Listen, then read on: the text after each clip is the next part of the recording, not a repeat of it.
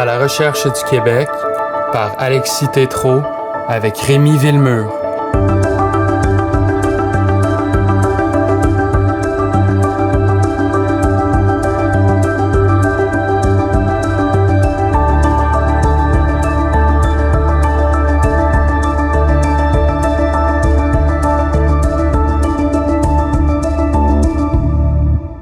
Chers auditeurs, bienvenue à ce nouvel épisode de À la recherche du Québec. Dans un de ses entretiens avec un écrivain, Alain Finkielkraut parlait du poète comme de la personne la moins utile et la moins adaptée à notre époque. Le poète, disait-il, se préoccupe de la beauté du monde alors que le monde n'en a que pour l'utile et le concret. Aujourd'hui, j'ai le grand plaisir de m'entretenir avec un de ces poètes qui, Dieu merci, n'en a pas que pour l'utile et pour le concret. C'est un plaisir de recevoir le poète qui, par ailleurs, n'est pas que poète, Rémi Villemur. Alors, Rémi Villemur, bonjour. Bonjour, Alexis. Avant toute chose, j'aimerais que vous vous présentiez à nos auditeurs, raconter brièvement qui vous êtes, quel est votre parcours, qu'est-ce qui vous intéresse, sur quoi travaillez-vous essentiellement, qui êtes-vous? Oui, tout à fait. Ben, merci beaucoup de l'invitation. Moi, je me présente plutôt comme un auteur. Poète est pour moi un titre difficile à assumer, à revendiquer. On l'attend souvent avec des plumes et un chapeau extravagant, ce qui n'est pas mon cas. Je suis donc auteur aussi, présentement étudiant à la maîtrise en histoire à l'UQAM. Dans les derniers mois, j'ai principalement consacré mes activités à la poésie, si bien qu'en ce moment, mes poèmes sont dispersés dans Hochelaga, à la promenade Belle-Rive également, et sur la rue Saint-Denis, dans les vitrines et les trottoirs de la rue. Puis durant la première vague de la pandémie, j'ai eu comme une espèce de révélation, en fait.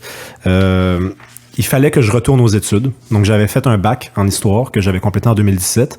Et là, je me suis décidé à poursuivre dans cette voie-là. Également, la vocation pour la vie intellectuelle m'a rattrapé. Donc, j'ai décidé de mener ces deux espèces d'aventures-là de front en parallèle. Donc, aujourd'hui, je suis engagé dans des recherches en histoire. J'ai fait publier quelques textes dernièrement dans le Journal de Montréal, dans le Devoir aussi. Et je demeure évidemment impliqué dans le milieu artistique. Donc, j'essaie de porter de multiples chapeaux en essayant de préserver un peu de style quand même. Je vous ai présenté comme un poète, bon, vous m'avez dit un auteur, mais allons-y directement avec cet aspect de votre œuvre, la poésie. Vous nous avez parlé de vos poèmes qui se retrouvent sur la rue Saint-Denis. Peut-être nous en dire quelques mots de ce projet?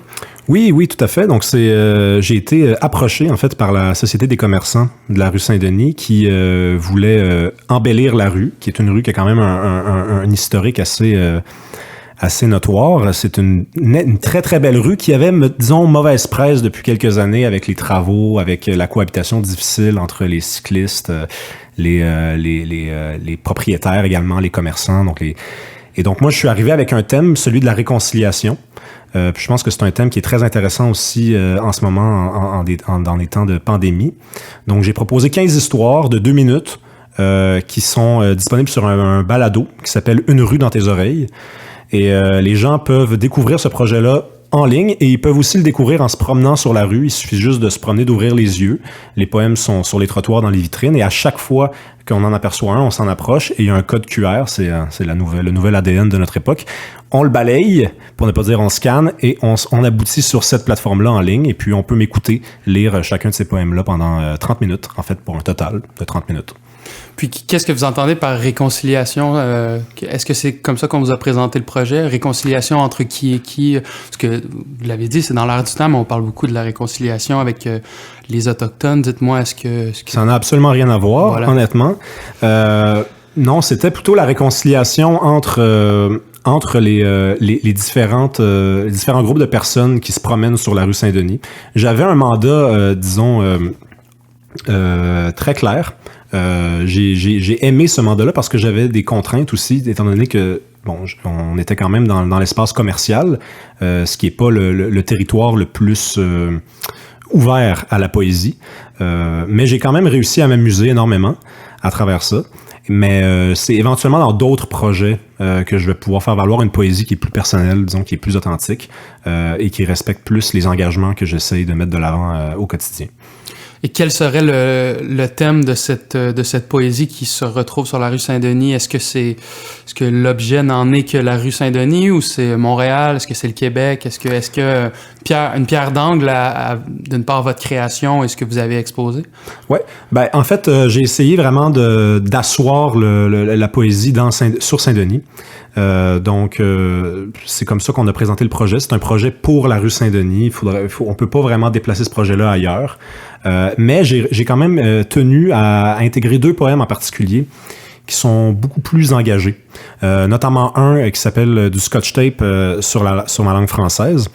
Puis c'est l'histoire en fait d'un père qui entend son fils parler au téléphone avec sa copine et qui attend que son fils raccroche pour lui annoncer qu'il vient d'entendre tout ce qui vient d'être dit et ça n'a pas d'allure. Il faut corriger ces anglicismes-là, il faut améliorer l'usage de la langue française, mais dans sa façon de présenter la chose, lui-même dévoile une incapacité disons absolument totale de s'exprimer en français de façon convaincante.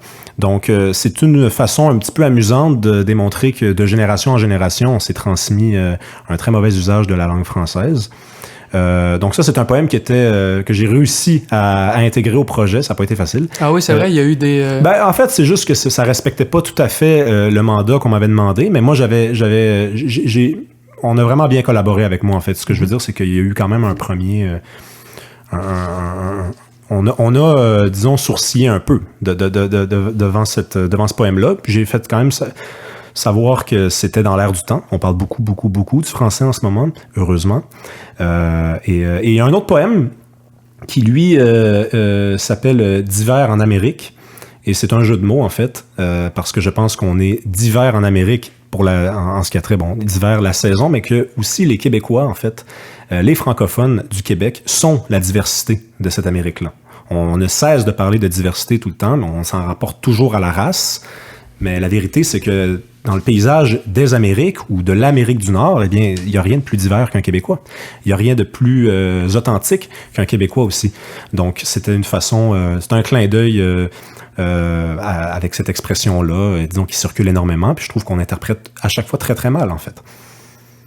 Puis justement, en fait, quand je vous avais demandé de m'envoyer votre poésie, vous m'avez souligné ces 2 poèmes-là. J'ai remarqué, justement, comme vous venez de l'expliquer, que les 2 thèmes qui sont abordés, c'est surtout l'assimilation et la transmission dans D'hiver en Amérique. Et le thème est très fort. Est-ce que ça, traverse l'ensemble de votre engagement? Est-ce que ça traverse l'ensemble de vos écrits? Est-ce que c'était simplement l'occasion de 2 poèmes? Ou qu'est-ce que, disons, la peur de l'assimilation et le désir de transmission... quelle place occupent ces 2 thèmes dans votre démarche? Ben, en tout cas, ce qui est certain, c'est que la transmission, c'est quelque chose qui m'est absolument très, très cher. C'est ce qui explique aussi mon retour aux études en histoire. Pour moi, l'histoire, la pratique historienne, ce sont des éléments essentiels en ce qui a trait à la transmission. Pour transmettre, il faut partager, il faut écrire, il faut faire un travail de recherche, il faut rendre disponible des informations, des conjonctures historiques, il faut les documenter. Donc, à travers ma poésie, c'est un peu la même chose. C'est différent. J'en appelle aux émotions, aux sentiments. Pour moi, la poésie, c'est quelque chose qui doit être démocratisé. C'est une forme d'art qui, étrangement, n'a pas la meilleure des réputations. Ça prend quand même beaucoup de courage pour entrer dans une librairie puis demander le rayon de la poésie. Ça se vend beaucoup de plus en plus, vous remarquerez, mais... pour le commun des mortels, la poésie, il y a comme une espèce de distance qui est suggérée entre le poème et le lecteur. Et moi, j'essaie de rapprocher la poésie des lecteurs parce que, d'après moi, c'est la plus belle façon d'entrer en contact avec les mots, avec les sons, avec les idées.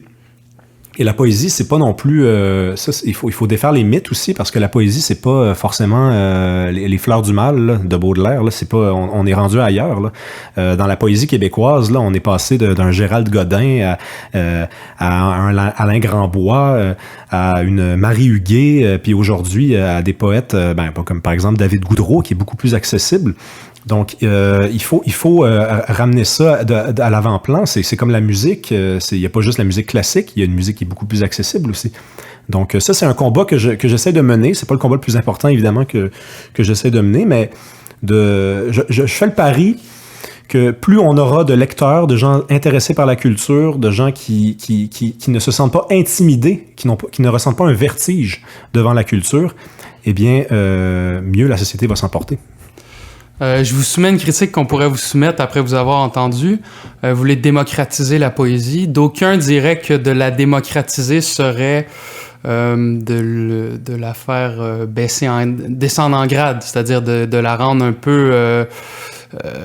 disons vulgaire au sens du terme plus accessible. Qu'est-ce que vous réponderiez à une telle accusation entre guillemets? Ouais, bon, écoutez, moi j'ai utilisé le mot démocratiser parce que c'est à mon avis le mot sur lequel je vais insister. Je ne parle pas de rendre moins beau, de rendre plus vulgaire ou de baisser en grade, comme vous sous-entendez. Vraiment, pour moi, démocratiser la poésie, ça commence déjà par faire en sorte que les gens puissent la rencontrer. Comme je disais, de rentrer dans une librairie, de demander le rayon de la poésie, ça demande du courage. Sauf que si vous marchez sur la rue Saint-Denis et que vous observez un poème devant vous sur le trottoir, eh bien, là, vous venez de la rencontrer. Donc, de démocratiser la poésie, ça passe aussi par une meilleure accessibilité à la poésie. Ça passe aussi par une façon de la communiquer, une façon originale, une nouvelle façon. Je veux pas que les gens ne fassent plus l'effort de se déplacer en librairie, mais je pense que si on peut leur présenter une autre façon de la rencontrer pour quand éventuellement ils entrent en librairie, eh bien pourquoi pas? De toute façon, ça fait vivre un poète. D'ailleurs, vous parlez de comment livrer la poésie. Je vous ai vu sur Facebook dans plusieurs vidéos dire votre poésie comme on le faisait avant aux divers nuits de la poésie organisées. Mm-hmm. Dans quel contexte est-ce que vous récitez votre poésie? Est-ce que c'est spontanément? Est-ce que c'est organisé? Dans quel coin le faites-vous? Qu'est-ce qui vous amène à la réciter en public, en fait? En fait, le milieu de la poésie est très, très, très, très, très vivant à Montréal. Si un poète veut lire de sa poésie, il peut le faire pratiquement 2 fois par semaine, s'il est bien informé, s'il se tient au courant.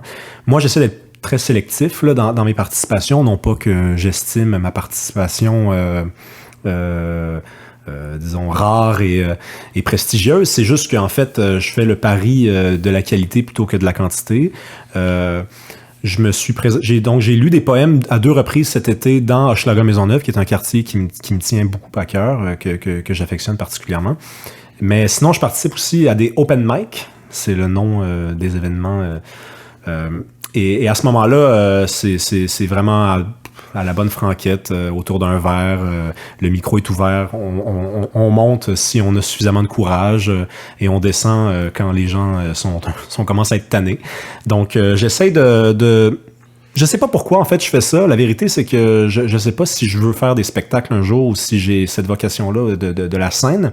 Mais ça me fait du bien et j'essaye en fait surtout de tester du matériel en vue de la publication éventuelle d'un recueil. Donc j'essaie de voir si les thèmes que j'affectionne touchent un certain nombre de personnes, si la réponse est bonne et si cette poésie-là est véritablement moderne. Vous avez parlé de la scène de la poésie qui est extrêmement vivante. J'imagine que c'est surtout concentré à Montréal. J'ai pas fait l'effort de vérifier. Je sais que, par exemple, à Trois-Rivières, il y a le Festival international de poésie. Donc, Trois-Rivières est considérée comme la capitale mondiale de la poésie, sans blague. Mm-hmm. Donc, j'imagine qu'à Trois-Rivières aussi, la poésie se porte bien. Mais je peux parler pour Montréal, je vous dirais. Bon, vous avez parlé justement de votre poème du Scotch Tape sur la langue. En vous écoutant, je me pose la question, cette scène poétique montréalaise vivante-là, comme vous dites, est-ce que vous voyez qu'elle est très anglophile ou il y a un souci du français, puis les gens sont à peu près tous de même farine que vous, puis veulent défendre la langue et trouvent très important de porter le français? Ou est-ce que, comme à l'image... je sais pas, du rap, où on est passé de Loco Locas à Dead Obi, c'est-à-dire un français soutenu et qui portait des idées brillantes à du franglais, là c'est mon éditorial, totalement insipide. Alors qu'est-ce qu'on peut voir sur cette scène poétique montréalaise-là? Est-ce qu'elle est très francophile, très anglophile? Est-ce qu'elle est franglaise? Écoutez, je pense qu'elle est très francophone. Vraiment, en fait, moi, je me déplace pas dans des événements de poésie anglophone. Je le fais même pas par principe, en fait. Je le fais par désintérêt. Je m'intéresse pas à ça, à cette scène-là. Donc, je sais qu'elle existe, cette scène-là, à Montréal, cette scène de poésie anglophone. Mais moi, dans les événements où je me suis déplacé, il y avait même des fois la possibilité de s'exprimer en n'importe quelle langue, et 99% des poèmes étaient lus en français. Par contre, je pense pas que c'est un choix qui est politique. Je pense que c'est vraiment, en fait, le fruit d'une conjoncture qui n'est pas politique. En fait, les gens s'expriment en français parce que c'est leur langue maternelle, mais je ne lis pas et je n'entends pas dans leur poésie un souci de défendre le français. Je pense pas que c'est leur poésie à ces gens est disons, au service de la défense du français. Je vous dirais que disons, selon mon expérience, et là, faut quand même préciser que ça fait pas 5 ans que je fais ça, là. J'ai commencé tout récemment à participer à des soirées comme ça. J'ai pas rencontré, en fait, d'autres poètes qui étaient engagés dans une poésie nationaliste. J'ai pas rencontré d'autres poètes qui parlaient vraiment du Québec avec nostalgie et avec, disons, au nom d'un combat à mener.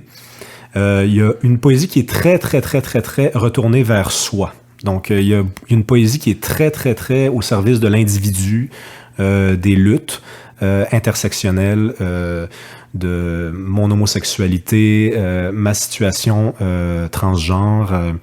J'ai été battu par mon copain, j'ai survécu. Écoutez, c'est pas un problème, là. Je suis pas en train de dénoncer ça, c'est juste que c'est ce que j'ai remarqué. Moi, c'est une poésie qui me touche pas vraiment, en fait. La vérité, c'est que moi, je suis tombé dans la poésie avec Gaston Miron. Avec des poètes comme Alain Grandbois, comme Jacques Brault, comme Yves Préfontaine, des gens qui parlaient du Québec. Ça se lisait, ça s'entendait dans leur poésie. Et je suis resté un peu nostalgique de ça, j'en conviens. Donc, mais c'est ce que j'ai remarqué, je vous dirais. La bonne nouvelle, c'est que c'est très rare que j'entende du franglais. OK. C'est très, très rare. Ça, à mon avis, c'est vraiment le pire, là. Mais on croise les doigts. Vous avez parlé de poète nationaliste. Est-ce que vous vous revendiquez de cette étiquette-là? Absolument. Puis, je me fais l'avocat du diable, l'avocat des puristes. Est-ce que vous trouvez que ça rend moins pure votre poésie? Évidemment, c'est pas moi qui parle, mais est-ce que vous trouvez que on ne vous prendra pas comme un poète tout court, mais on va vous prendre comme un poète nationaliste? Écoutez, je vais faire preuve d'un peu d'arrogance, là. Je vous en prie. Si jamais quelqu'un ressentait ça, je m'en foutrais complètement. C'est-à-dire que moi, je revendique mon combat, qui est un combat nationaliste, qui est un combat pour le Québec. Et si ça ne plaît pas à quelqu'un, ben écoutez, je l'invite à écouter autre chose, à lire autre chose, sans aucune hargne, sans aucune colère. Je fais confiance en les Québécois. Et je pense qu'il y a encore à Montréal, et certainement au Québec, des oreilles attentives pour ce genre de messages-là. Vous vous apprêtez à publier un recueil de poésie, n'est-ce pas? Non, en fait, c'est beaucoup plus en chantier que ce que vous suggérez, mais j'espère y arriver. OK, d'accord. Vous m'aviez parlé justement d'un projet qui s'appellerait peut-être 1995. Ouais. Est-ce que vous voulez qu'on en parle ou on en reparlera à l'occasion d'un autre entretien? On pourrait faire ça. On pourrait en parler à l'occasion d'un autre entretien.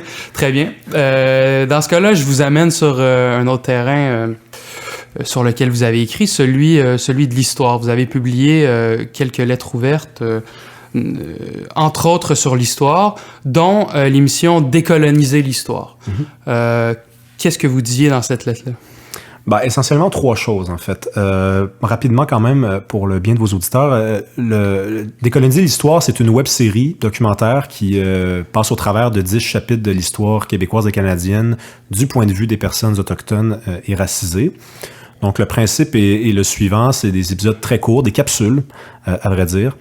L'animateur et l'animatrice va revenir sur une conjoncture historique ou un événement méconnu. Ça va du nationalisme autochtone aux pensionnats autochtones en passant par le racisme qu'ont subi les chauffeurs de taxi au Québec chauffeur de taxi noir au Québec. Moi, que ça soit clair, là, d'aucune façon, mais vraiment d'aucune façon, je remets en question le choix des sujets. Pour moi, la science historique, ça doit être investi de toutes parts, à la condition seulement que ça soit fait de façon sérieuse, là, rigoureuse, méthodique. Mais j'ai quand même ressenti un malaise en regardant chacun de ces 10 épisodes-là. D'abord, il y a le format. Moi, je fais pas partie de ceux qui pensent qu'on peut faire de l'histoire en 8 minutes. Je pense que de toute façon, avec le générique d'ouverture, le générique de fin, les petites blagues qui reviennent, parce que c'est à la mode, les blagues, là, qui reviennent tout le temps, à tout bout de champ, un peu comme une façon de compenser bêtement un contenu académique déficient, ben, en tout ça, il reste plus beaucoup de marge de manœuvre là, pour la livraison d'un exposé intéressant. Au-delà du format, il y a évidemment le fond, là, le contenu de ces capsules. Bizarrement, il se passe à chaque fois, ces capsules-là, de l'intervention d'un historien. Ce qui, à mon avis, relève presque d'une absurdité. Là. Je veux dire, on pourrait pas imaginer une émission économique sans l'intervention d'un économiste. On pourrait pas imaginer une émission scientifique portant sur l'astronomie sans l'intervention d'un astronome. Mais l'histoire, on dirait que c'est correct. Elle appartient à tous, donc y compris à des militants. Et la dernière critique, je pense que je formulerais, puis celle-là, c'est vraiment la plus virulente, ben c'est évidemment en rapport avec le titre, décoloniser l'histoire, sans même un point d'interrogation ou des petits points de suspension. Là. Un titre qui insinue que l'histoire, en fait, est en partie colonisée. Et il semblerait que la production soutienne cette idée-là et qu'elle ait trouvé la solution miracle en faisant intervenir des animateurs qui sont racisés, et qui, eux, viennent corriger, en fait, l'histoire d'autrefois qui était nécessairement habitée d'un esprit colonisateur. L'histoire, donc, moi, quand je dis histoire, je parle pas du temps passé, je parle de la science historique, là. Et ça, je trouve ça très dommage parce qu'il y a de nombreux historiens québécois d'ascendance canadienne-française qui ont consacré des années de travail aux différentes communautés ethniques. On pense à Pierre Anctil, qui a travaillé sur les communautés juives, à Denise Elie, qui a travaillé sur la communauté chinoise, et j'en passe, Martin Paquet sur les Belges, et Paul-André Linteau sur les Français. Donc, ce sont des études qui sont rigoureuses, qui sont citées encore aujourd'hui. Moi, je travaille présentement sur un mémoire qui porte sur l'immigration. Donc, je peux constater que ces auteurs-là existent et qu'ils ont travaillé fort. Mais ça fait pas l'affaire de Télé-Québec, j'imagine. Vous parlez d'une espèce de renversement du colonisé, c'est-à-dire que décoloniser l'histoire maintenant, c'est de le décoloniser au profit des minorités. Est-ce que de votre expérience, ce que vous voyez, que ce soit ce que vous lisez dans vos temps libres à l'université, est-ce que vous voyez justement ce renversement du colonisé-là, c'est-à-dire que maintenant nous sommes rendus, nous les Québécois francophones, sommes rendus l'oppresseur? Moi, je pense qu'il y a véritablement deux terrains et que la situation est différente sur les deux terrains. Dans l'université, moi, la bonne nouvelle, et j'étudie à l'UQAM, c'est que je remarque pas ça. Dans les départements d'histoire, le département d'histoire de l'UQAM, je constate qu'on a des professeurs qui sont courageux, qui s'accrochent à une méthode et qui vont de l'avant, qui se défendent et qui contestent même des fois un certain nombre de critiques qui peuvent leur être formulées par des étudiants. Par contre, sur le terrain public, là, sur la scène médiatique, c'est tout à fait différent. Là, véritablement, on a une intrusion, j'appelle ça une intrusion, là, d'une partie de militants qui se prennent pour des historiens, qui, disons, assument que la pratique se passe de compétences antécédentes, que la pratique historienne, elle est démocratisée, que tout le monde peut en faire œuvre. Mais la bonne nouvelle, c'est que l'université se défend quand même bien. En tout cas, moi, c'est la perception que j'ai. Je peux pas parler pour les départements de sociologie, je peux pas parler pour les départements de sexologie, d'anthropologie, mais en histoire, probablement dans l'université la plus à gauche au Québec, eh bien, les choses se passent quand même bien. Donc, c'est quand même une bonne nouvelle. Parce que dans votre article, vous dites justement, vous dénoncez cette manière de tendre le micro à certains groupes minoritaires pour justement parler de cette histoire minoritaire-là, de cette histoire des minorités-là, dis-je. ce que vous êtes en train de me dire, c'est que ça ne transparaît pas dans les départements d'histoire. Vraiment, il y a une liberté totale pour, disons, le Québécois entre plein de guillemets blancs, de se saisir d'absolument tous les thèmes historiques qu'il aura envie? Non, écoutez, je vais être beaucoup plus modéré que ça, là. Moi, je fais état de mon expérience, d'accord? Je suis revenu à l'université l'année passée et la plupart des activités se sont déroulées en virtuel, donc j'ai pas pu rencontrer tous les professeurs, j'ai pas pu rencontrer même les étudiants. Mais dans mon expérience à moi, ok, c'est très modeste là, comme affirmation, je n'ai pas rencontré ça. J'ai rencontré des enseignants qui étaient courageux, un département d'histoire qui tenait à des principes qui se défendaient. Et je pense qu'il y a quelque chose qui appartient peut-être un peu à la constitution de la pratique de la science historique en soi, parce que la science historique, elle peut quand même bien se défendre. Il y a un recours aux sources qui est difficile à contourner. C'est-à-dire que si vous êtes un étudiant et que vous voulez contester, par exemple, un enjeu historique, vous voulez vous attarder à quelque chose, ben vous allez pas pouvoir dévier des sources. Vous allez devoir faire un travail, une recherche historiographique. Vous allez devoir rapporter ce qui a été produit avant vous. Donc, c'est quand même difficile si vous êtes, disons, habité d'une vocation à déconstruire un enjeu historique, de vous prêter à cet exercice-là. L'histoire, elle se défend bien dans la façon qu'elle est constituée comme science. Et souvent, j'ai l'impression que on entend des gens qui sont plus dans le domaine de la sociologie. Puis là, par exemple, vous pourriez intervenir parce que moi, j'ai pas ce bagage-là.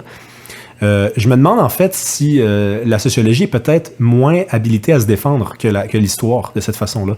Et que c'est peut-être pour ça que des gens qui sont plus proches de la sociologie ont l'impression que ce qui est en train de se produire est absolument grave. Ils ont probablement raison du point de vue de la sociologie. Du point de vue de l'histoire, moi j'ai quand même l'impression, je me répète, qu'elle peut se défendre très très bien.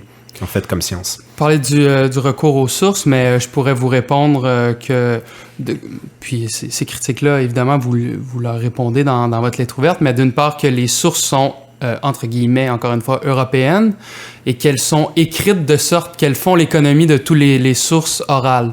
Qu'est-ce que vous répondriez?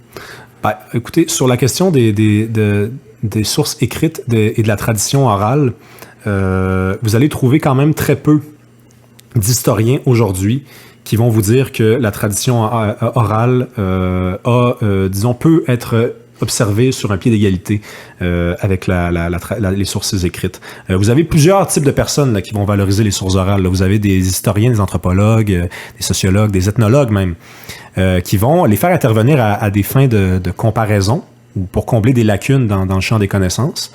Vous avez aussi, mais là, comme je le dis, je crois qu'ils sont très peu nombreux, un certain nombre de ces praticiens qui vont être tentés de placer la tradition orale sur un même pied d'égalité. Mais ça constitue une faute professionnelle grave qui est dénoncée très, très, très souvent. Pourquoi? Parce que les sources écrites, elles ne peuvent pas bénéficier de la même autorité que les sources orales. Les sources orales, dans la longue durée, elles sont conviées à être renversées. En fait, on a eu un exemple très, très récent cette semaine là, avec Montréal, territoire autochtone non cédé. La tradition orale, plutôt, Mohawk, a soutenu jusqu'au 18e siècle que les Mohawks n'entretenaient aucun lien avec les Iroquois du village d'Hochelaga. Et là, aujourd'hui, les membres de cette même nation Mohawk-là contestent cette tradition-là. Donc, on voit que sur 5 siècles, quand même, en fait, 2 siècles, 3 siècles, eh bien, la tradition orale va rencontrer un certain nombre, disons, d'obstacles que la tradition écrite, que les sources écrites, elles, ne rencontrent pas parce que ce qui est écrit est écrit. Donc, je suis quand même assez confiant, je vous dirais. Puis pour ce qui est de l'accusation de, les sources orales, peut-être, mais ils viennent tous du même endroit, ce sont tous des Européens, et puis vous mettez tous les qualificatifs qui viennent habituellement après. Vous répondez quoi à ceux qui disent que des sources européennes seraient de moins grande qualité, justement, parce qu'ils ont un biais, encore une fois, européen? Il faut voir, par exemple, un document administratif, c'est une source pour un historien. Est-ce qu'un document administratif de comptabilité, par exemple, peut être biaisé? Je me le demande. Je veux dire, les cahiers de Jacques Cartier, je veux bien, là, mais un un document qui, par exemple, comptabilise des transactions de fourrure et avec ce que l'on donnait aux Autochtones parfois en retour. Bon, est-ce que ça peut être biaisé? Probablement, mais en fait, la vérité, c'est que il n'y a pas de fautif dans cette histoire-là. Là. Quand les Européens sont arrivés au 16e siècle, les Autochtones ne pratiquaient pas l'écriture. Donc, je ne sais pas exactement ce qu'il aurait fallu qu'on fasse. Là. Est-ce qu'il aurait fallu qu'on leur apprenne l'écriture pour qu'ils puissent produire des sources? Alors, écoutez, c'est pas une discussion intéressante, là, je pense. Là. Donc, on a des sources, on fait avec ces sources-là, et il y a des Autochtones qui avaient une tradition orale, on essaie de la faire intervenir dans le débat, mais il faut être méfiant, il faut quand même être méfiant.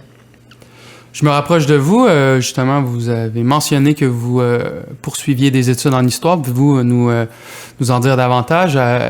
C'est une maîtrise, je crois. Quel en est l'objet? Oui. Alors, je travaille sur le discours des députés québécois de l'Assemblée législative entre 1867 et 1896 à l'égard de l'immigration. Donc, j'étudie le journal des débats. L'ensemble des échanges qui ont eu lieu à l'Assemblée législative et qui ont porté sur l'immigration, et j'essaie de déterminer si le discours était majoritairement favorable, défavorable, d'étudier également le profil des gens qui se positionnaient en faveur de l'immigration ou en défaveur, en fonction par exemple de leur allégeance politique, de leur ascendance. Est-ce que c'était par exemple des avocats? Est-ce qu'ils venaient majoritairement de l'Empire britannique? Et en fait, je poursuis cette aventure-là pour deux raisons. La première, c'est parce que j'avais remarqué dans l'historiographie une certaine forme de lacune autour de cet enjeu-là. Donc, il y avait un consensus qui, à mon avis, était mal défendu autour de la question de l'intérêt des députés québécois à l'égard de l'immigration. On semblait dire, en fait, de façon assez unanime, que l'immigration n'avait pas intéressé les députés québécois de l'Assemblée législative dans cette période de temps-là. Moi, je fais le pari que c'est pas le cas, en fait. Et le deuxième intérêt, là, disons, la deuxième raison pour laquelle je me suis engagé là-dedans, c'est parce que j'ai l'impression que l'immigration, aujourd'hui, n'est plus un sujet politique. On ne peut plus en parler. Si on en parle, on est si on est, par exemple, en défaveur de la hausse des seuils ou qu'on est en faveur d'un gel ou d'une baisse des seuils, on est automatiquement taxé de xénophobe, de personne qui n'est pas ouverte suffisamment sur le monde, de quelqu'un qui est déconnecté des modalités actuelles du monde. Et moi, à l'aide de la pratique historienne, je veux retourner dans le passé et pour voir est-ce qu'on en parlait à l'époque, est-ce qu'on osait en parler, est-ce qu'on était habité d'un complexe, qu'est-ce qu'on se faisait dire quand on était en défaveur, par exemple, de la hausse des seuils. Et je peux vous dire tout de suite, j'ai commencé mes recherches et l'immigration, elle était sur toutes les lèvres. Là. Donc, non seulement je suis en voie possiblement de démontrer que le consensus était mal défendu, mais je suis en voie aussi de peut-être orienter les politiques d'aujourd'hui, de façon tout à fait modeste évidemment, vers un peu plus d'ouverture face à des débats sur l'immigration. Vous savez, moi j'ai été un peu dérangé par le traitement qui a été accordé à la CAQ, quand la CAQ s'est fait élire en 2018, notamment sur la base d'une promesse en matière d'immigration. Ils avaient donc promis de baisser les seuils. Ils ont été élus. Et là, finalement, les seuils ont même été, je pense, d'abord gelés, puis même, je pense, légèrement augmentés à un certain moment. Et là, je me suis dit, mais c'est incroyable. On a un gouvernement qui est majoritaire, qui peut faire ce qu'il veut, mais il agit pas de la façon qu'il avait promis qu'il ferait en matière d'immigration. Pourquoi? Parce que l'immigration n'est plus un sujet politique. On peut plus prendre de position pareille. Et au-delà de mon opinion, véritablement sur la question de l'immigration, je m'inquiète j'ai sincèrement juste une sensibilité autour de l'idée qu'un sujet puisse être exclu du champ politique. Et comment vos recherches viendraient irriguer le débat sur l'immigration? Peut-être mentionner ce qui vous a étonné, notamment en lisant les débats. Qu'est-ce qui, d'une part, pourrait intéresser le débat public et qu'est-ce qui, d'autre part, serait tout à fait surprenant de lire chez ces hommes politiques d'un autre siècle? C'est-à-dire que aujourd'hui, on parle beaucoup d'économie. Lorsqu'on parle d'immigration, il y a une espèce de préséance de l'économique sur le politique et même sur l'identitaire. à l'époque, on osait parler d'immigration et de faire un lien avec l'identitaire. C'était pas toujours très bien fait. Je vous dirais qu'il y avait beaucoup de peur, mais la peur, elle s'explique quand même. Hein. L'histoire peut nous apprendre que les Canadiens français, quand ils ont peur, c'est souvent très, très bien fondé, disons. Mais quelle était la peur derrière l'immigration? La peur la peur d'être envahi, la peur de disparaître, la peur d'être assimilé. Il faut savoir quand même que 1867, par exemple, c'est là où je commence mes études, c'est le début de la Confédération, c'est 30 ans après l'acte d'union, donc il y a des traumatismes encore qui sont très douloureux, là, qui sont encore même douloureux pour les générations, pour ma génération à moi. Donc, à l'époque, on est conscient de ça, on ose en parler. Comme je vous dis, c'est pas toujours bien fait. Il y a parfois le langage... c'est un langage qui est d'une autre époque, disons. Les pratiques parlementaires n'étaient pas les mêmes.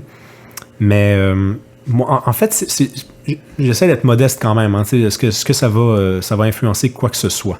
Je l'espère. Mais ce que j'essaie surtout de faire, en fait, c'est de démontrer à celui ou celle qui voudra bien lire ce mémoire-là qu'on a véritablement traversé, au cours des années, disons, un univers qui n'est plus le même. Là. On ne peut plus du tout en parler. Alors qu'à l'époque, c'était un sujet qui était vivant, véritablement.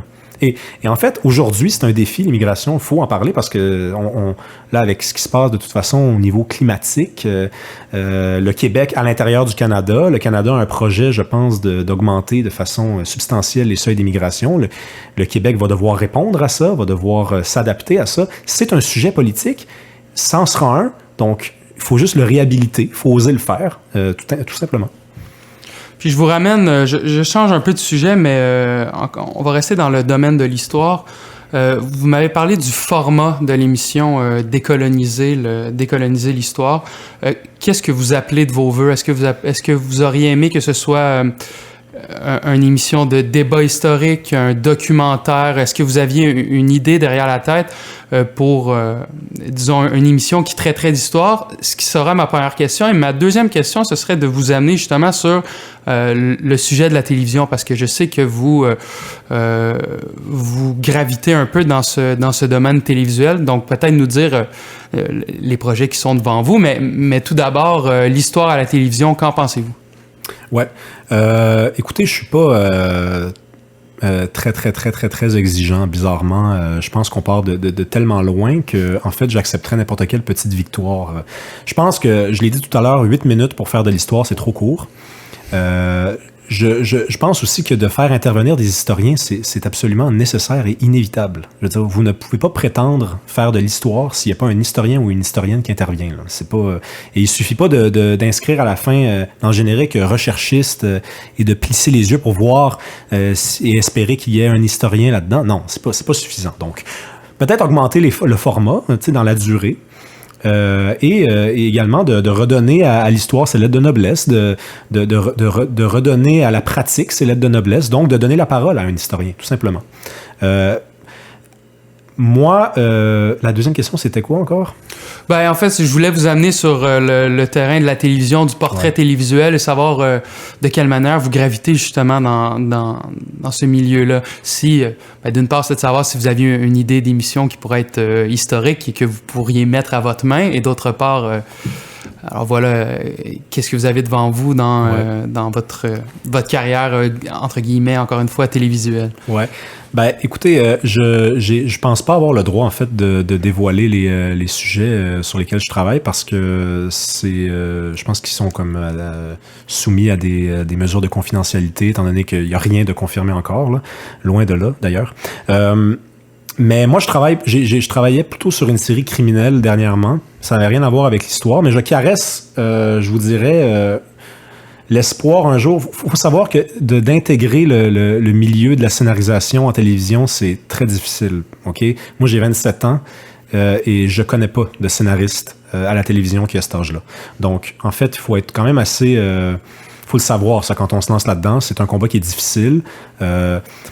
Mais un jour, peut-être, lorsque je me serai fait un nom, j'aimerais peut-être faire une série qui ressemblerait modestement à la série d'Arcan sur Duplessis ou à la série qui avait été faite sur René Lévesque. Donc, de ramener la figure d'un homme politique ou d'une femme politique à travers la série, parce que, un peu à la façon, c'est un petit peu une poursuite de ce que je vous disais tout à l'heure par rapport à la poésie, c'est que je pense qu'il faut utiliser la culture, non pas pour donner le vertige aux gens, mais il faut entrer chez eux. D'accord? Et ça, et toujours en essayant de préserver un niveau de qualité qui est d'un haut registre. On fera pas de la soupe populaire, là. On va faire quelque chose de bon. Mais la télévision, par exemple, au Québec, ça marche très bien, là. Je veux dire, on a des émissions qui sont écoutées et regardées par 2 millions de personnes à tous les soirs. Donc, imaginez une série politique, par exemple, sur un Henri Bourassa ou un Honoré Mercier. Si vous parvenez à faire découvrir un personnage comme ça à 2 millions de personnes, l'impact que ça peut représenter. C'est un impact qui est beaucoup plus grand qu'un livre qui est publié chez Septentrion et qui va être lu, mais peut-être pas par monsieur, madame, tout le monde. Donc, moi, j'ai l'intention un jour d'y arriver. C'est compliqué. C'est pas facile. Pour quelle raison? Quel est le goulot d'étranglement? Ben, écoutez, la première raison, OK, c'est parce que, comme je l'ai dit, je suis jeune et c'est un projet qui est très ambitieux. Les séries historiques sont très chères aussi à faire, OK? Je connais très bien le producteur de la série Les Pays d'en haut et le budget de cette série-là était, vous ne pourriez même pas imaginer, là. Ça avait rien c'était très, très, très, très, très cher. De reconstituer le passé, les décors, l'éclairage, c'est quelque chose qui est coûteux. Donc, les diffuseurs sont frileux, quand même, lorsqu'on leur présente des projets comme ceux-là. Donc, quand vous leur présentez un projet pareil, il faut que vous ayez beaucoup d'expérience, un bagage en arrière de vous, que vous ayez un nom, puisque pour que le diffuseur se dise, bon, OK, ça va nous coûter 800 000 par épisode, mais c'est quand même Rémi Villemur. Donc, on n'est pas rendu là. C'est difficile aussi parce que, écoutez, je pense qu'il faut le dire, là, c'est pas très à la mode en ce moment, le nationalisme québécois. Même si, regardez, une série comme Les Pays d'en haut, avec le curé Labelle, avec Honoré Mercier qui était présenté, moi j'ai adoré cette série-là. Okay? J'ai adoré cette reprise-là, cette nouvelle mouture-là. Vous n'êtes pas le seul d'ailleurs. La série a été plébiscitée par beaucoup de personnes. Oui, puis elle a marché beaucoup. Et j'ai eu l'impression des fois que le scénariste était, disons, habité de la même volonté que moi, Gilles Desjardins en l'occurrence, et qu'il était parvenu à y arriver. À Radio-Canada, qui a quand même mauvaise réputation là, en matière de nationalisme québécois. Donc, je pense que les petites victoires sont possibles, les grandes victoires aussi. Ça prend beaucoup de courage et il faut travailler, puis il faut pas non plus se positionner disons, de façon à toujours avoir des excuses, en fait. T'sais, la personne qui dit c'est pas possible de passer un projet de série historique à Radio-Canada ou au Québec, ben cette personne-là, est-ce qu'elle a travaillé très, très, très, très fort? Est-ce qu'elle s'est défoncée? Est-ce qu'elle a cogné à toutes les portes? Est-ce qu'elle a véritablement le droit de dire ça, que c'est impossible d'y arriver? Moi, en tout cas, avec l'expérience que j'ai, je pense que c'est ardu, que c'est pas dans l'air du temps, mais une bonne série bien écrite et rusée aussi dans la façon de peut-être véhiculer le message, eh bien, ça peut passer. Mais vous croyez pas qu'en dernière instance, il y a une barrière idéologique? Je vous soumets le cas de Pierre Falardeau, qui était tout de même pas un cinéaste de petite taille, disons-le ainsi. Et puis ses films, enfin ceux qui ont vu le jour, étaient très très bons. Et pourtant, il se heurtait à la censure de Téléfilm Canada et des diverses instances culturelles. Donc, est-ce que c'est tout que d'avoir un très bon scénario, des très bons dialogues, ou disons, il y a un peu de vrai dans cette barrière idéologique-là. Un peu ou beaucoup de vrai dans cette barrière idéologique-là. Vous avez raison. Vous avez raison. Je ne sais pas s'il y a beaucoup ou un peu de vrai, mais il y a du vrai dans cette idée-là. Le cinéma et la télévision sont deux... ça a beau passer derrière une télévision, les deux, c'est deux univers qui sont complètement différents. Le cinéma, on est véritablement dans du financement public à fond, là. Et je sais que Pierre Falardeau a eu énormément de difficultés. J'ai dans ma bibliothèque le scénario d'un film qu'il n'a jamais pu faire. Les jardiniers de... Le jardinier d'Emulson, je pense, qui est un merveilleux film que j'aurais voulu voir. J'ai beaucoup, beaucoup, beaucoup d'admiration pour Pierre Falardeau, pour le courage qu'il a eu, pour la détermination. Après, tu sais, Pierre Falardeau, il y avait un style, il était quand même le genre de personne à dénoncer publiquement les pratiques de Téléfilm Canada et ensuite à s'étonner que Téléfilm Canada ne finance pas son film. Alors peut-être qu'il faut... je ferai peut-être preuve d'un peu plus de discrétion pour la suite des choses, mais moi je n'ai que de l'amour pour Pierre Falardeau. qui nous a quittés il y a 12 ans, je pense, et à qui je pense à presque tous les jours. Changement de sujet, vous avez écrit une autre lettre dans le Journal de Montréal, cette fois-ci sur cette idée selon laquelle on devrait mettre le logiciel Antidote, c'est-à-dire un logiciel de correction du français, à la disposition des élèves dans leurs diverses épreuves de français. Donc rapidement, que disiez-vous dans cette lettre-là, et on en discutera après. Ben, en fait, je commençais quand même par déresponsabiliser les professeurs et même la Fédération des cégeps, en fait, parce que c'est pas mon style d'identifier un coupable ou même des coupables. J'étais beaucoup plus porté à être dur envers notre société. Je pense qu'en fait, il ne faut pas s'étonner là, quand même que des choses comme ça se rendent jusque sur le bureau de la ministre de l'Éducation supérieure. Là. On est quand même une génération qui rencontre l'amour en ligne, qui rend visite à ses parents en utilisant un GPS. Donc, il faut pas s'étonner là, quand on arrive à considérer sérieusement la possibilité d'intégrer un logiciel dans une épreuve uniforme de français. D'ailleurs, vous avez une formule qui dit, enfin, elle est sans doute pas exacte, mais vous dites que le professeur n'est que le reflet de la société et vice-versa. Oui, exactement. Une société qui valorise le savoir, qui valorise les efforts, qui valorise l'apprentissage presque... c'est pas un mot que j'aime beaucoup, mais je trouve quand même qu'il évoque, est pénitentiel d'une certaine façon. Hein, l'apprentissage dur. Avec des conséquences. Là. Si vous échouez, vous échouez. C'est pas possible. Aujourd'hui, moi, je me rappelle, à l'école, on avait des couleurs. Là. Donc, tu sais, ça n'existait plus, les notes. Là. C'était des couleurs. Donc, une société qui renverse complètement ce qui, à mon avis, est peut-être un idéal d'apprentissage et pédagogique, ben, c'est une société qui obtient l'effet inverse. Là. Donc, des professeurs qui sont vos amis, qu'on peut tutoyer, à qui on peut quasiment faire une bine en rentrant dans la classe. Là. Donc, je sais pas si c'est la faute aux professeurs. Et il va y avoir des professeurs qui vont faire preuve de courage, qui vont faire preuve d'une démonstration héroïque, presque, de courage. Mais on peut pas leur demander ça quand la société leur demande pas ça non plus. Tu sais, ces gens-là sont très marginaux, et moi, ils ont changé ma vie. Ils changent la vie de presque tous les jeunes que je connais qui sont allumés, puis qui poursuivent une vocation intellectuelle. Mais si la société leur envoyait à tous le message de se comporter comme ça, on en aurait peut-être un peu plus. Là.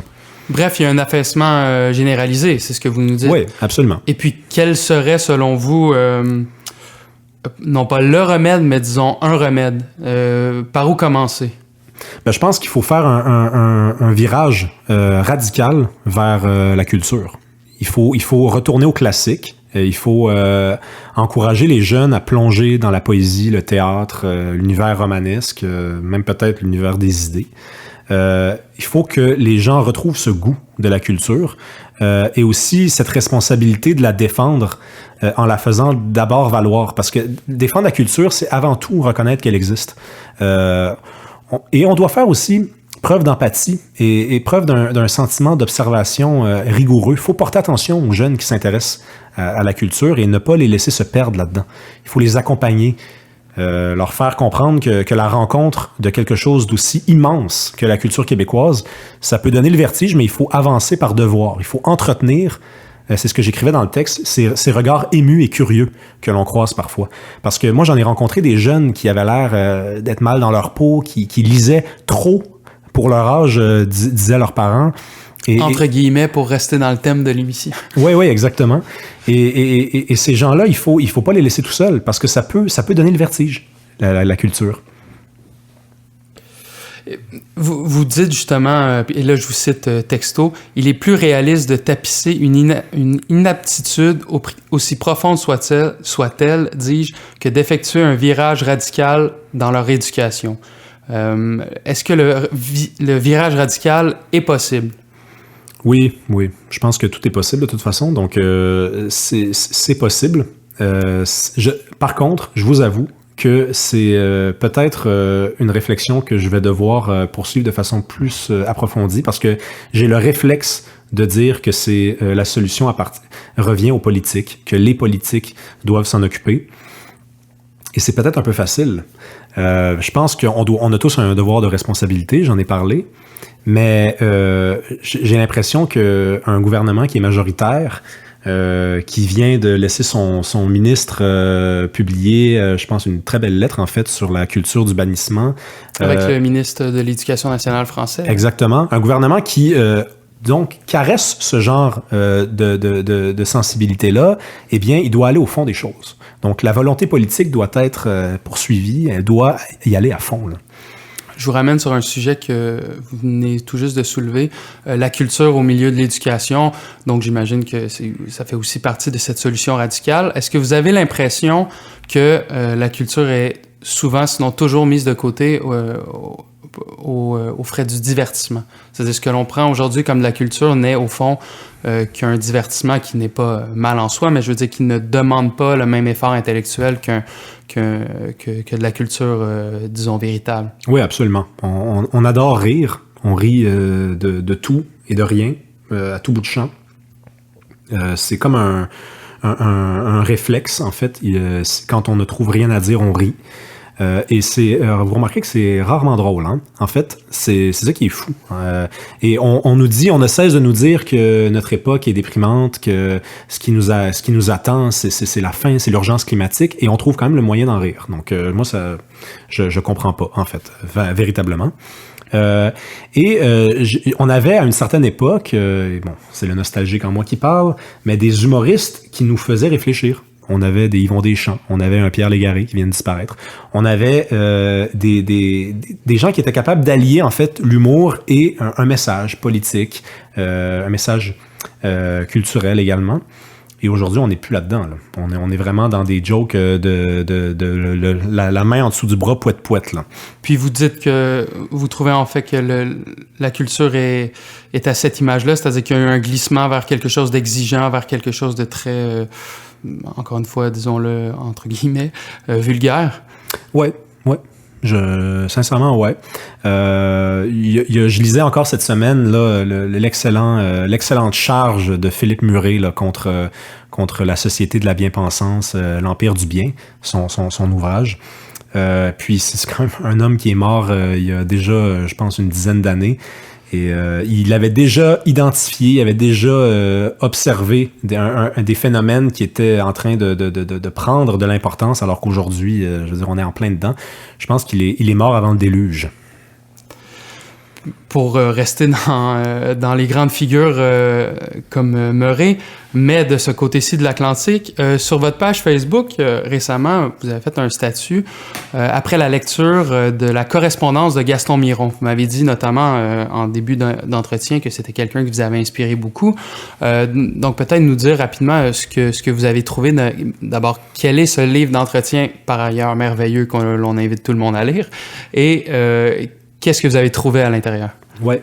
Ben en fait, c'est présenté comme l'ensemble de ses correspondances. Miron a commencé à envoyer des lettres vers le début de sa vingtaine, jusque dans les années 60. En tout cas, je pense que la correspondance s'arrête dans les années 60, si je ne m'abuse. Moi, je me suis beaucoup plus intéressé aux premières lettres qu'il a envoyées à un ami qui s'appelait Guy Carle, qui, je pense, est le frère de Gilles Carle. Parce que Gaston Miron entretenait aussi une amitié avec Gilles Carle. Et ces lettres-là m'ont renversé complètement, en fait. Parce que je suis un artiste et je pense qu'on a, de toute façon, dans quelques départements de la vie que l'on habite, on est toujours rassuré d'apprendre que le meilleur de son domaine, un intellectuel que l'on admire, une figure, un grand artiste, on est toujours rassuré de constater que cette personne-là a pu rencontrer des obstacles, en fait. Il n'y a pas de honte, à mon avis, à s'abreuver du récit des difficultés des plus grands pour s'apaiser, voire se sécuriser. L'Homme rapaillé, là, on sait, c'est l'œuvre québécoise la plus lue de toute la francophonie. Il y a une bibliothèque qui porte le nom de Gaston Miron, il y a des rues qui portent le nom de Gaston Miron, mais c'est un homme qui demeure, à mon avis, méconnu quand même, dans la façon que j'ai pu le lire, vulnérable comme il était dans le début de sa vingtaine. Carl Bergeron, dans un livre qui s'appelle « Voir le monde avec un chapeau », il dit de la culture, on retient souvent le vernis. Mais en fait, quand on lit la correspondance de Miron avec son ami Guy Carle, on retient plutôt la sueur, les larmes, les cris de rage de cet homme qui avant de réussir, s'est surtout consacré à essayer, en fait. Aujourd'hui, ces lettres-là, elles s'apparentent pour des jeunes de notre génération à nos plaintes sur l'oreiller près de notre amoureuse le soir, à nos confessions de fin de soirée dans les soirées bien arrosées. Miron, lui, il écrivait. Parce qu'à l'époque, on pouvait pas se texter. Et quand on écrivait quelque chose, on prenait le temps de considérer si cette chose-là méritait d'être écrite. Et dans ces lettres-là, il cherche sa langue, qui est perdue entre le joual et un français très français, peut-être même trop français. Un français qui a confiné à l'époque les Anne Hébert, Alain Grandbois, Saint-Denis de Garneau, dans une production désincarnée de ce que Miron a finalement appelé la terre natale dans L'Homme rapaillé. Miron, il se cherche, en fait, et ça fait du bien pour un jeune auteur comme moi qui se cherche aussi, de voir qu'un grand comme ça s'est cherché. Il lit de tout aussi.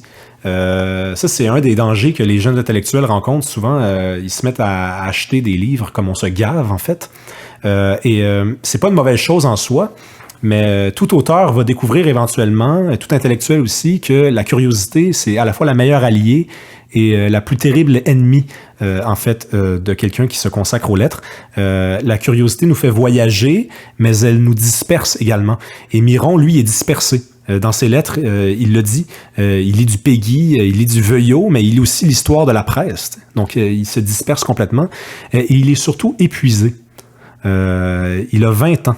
Okay? À force de travail, il est épuisé, il ne voit pas où il va s'en aller. À 22 ans, il écrit même à son ami « Je pense que c'est pas fait pour moi, la carrière littéraire. » il l'ignorait, évidemment, en écrivant ces lettres-là, qui sont restées sans réponse pour la plupart, mais l'aveu de sa vulnérabilité donnerait un jour le courage à d'autres auteurs, tout aussi épuisés que lui, de poursuivre.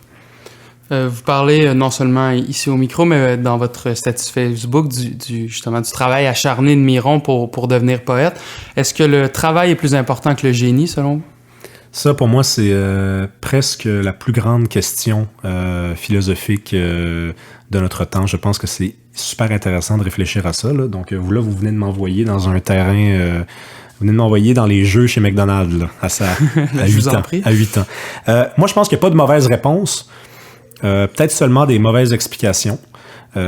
Travailler, ce qui est certain, c'est que c'est payant. Je pense qu'il n'y a pas de doute là-dessus. Le travail acharné peut faire en sorte que vous publiez une œuvre véritablement un corpus vaste, substantiel, ou alors un seul ouvrage, mais abouti, certainement. Le génie, en retour, et là, j'imagine que pour le bien de l'exercice que vous proposez, il faudrait lui soustraire le travail pour que le génie puisse constituer en soi un attribut. Pas nécessairement. Mais disons, s'il y en a une qui, selon vous, est plus nécessaire que l'autre. Ouais. Parce qu'évidemment, il n'y a pas de génie sans travail. Oui, exactement.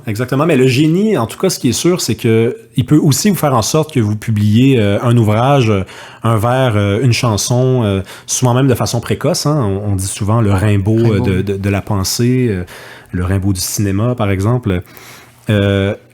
Il peut aussi vous faire publier une œuvre. Là, on peut difficilement exclure cette possibilité-là, mais on serait quand même tout de même tenté, en tout cas moi c'est mon cas, de croire que éventuellement le génie peut présenter un piège.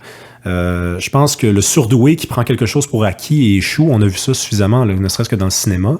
Je pense que ça existe, le génie. Je me demande juste sérieusement où il réside, en fait. Est-ce qu'il réside chez l'artiste ou dans les yeux de celui qui plonge dans l'œuvre de cet artiste-là? Mon père m'a toujours répété, moi quand j'étais jeune, une phrase d'Oscar Wilde. Il disait « La beauté est dans les yeux de celui qui regarde ». Moi j'ai l'impression que c'est peut-être la même chose avec le génie. Le génie est dans les yeux de celui qui lit ou qui observe ou qui entend. Derrière chaque génie, il y a forcément quelqu'un qui travaille fort, mais je me demande si on peut dire la même chose à l'inverse. Je l'ignore. Alors, Rémi Villemur, ce sera ma dernière question pour vous. Si on veut vous suivre, si on veut suivre votre travail, votre poésie, vos divers projets, pouvez-vous nous dire comment on fait, aux auditeurs, comment on fait pour justement suivre votre itinéraire d'artiste? Je ne suis pas très original. Vous pouvez me suivre sur Facebook. Et puis, essentiellement Facebook. Vous pouvez me lire également. J'essaie de faire publier un texte par semaine dans les grands quotidiens. Donc, mais ce qui est certain, c'est que si vous me suivez sur Facebook, vous allez être tenu au courant de tout ça. Alors, je vous remercie infiniment de m'avoir accordé cet entretien.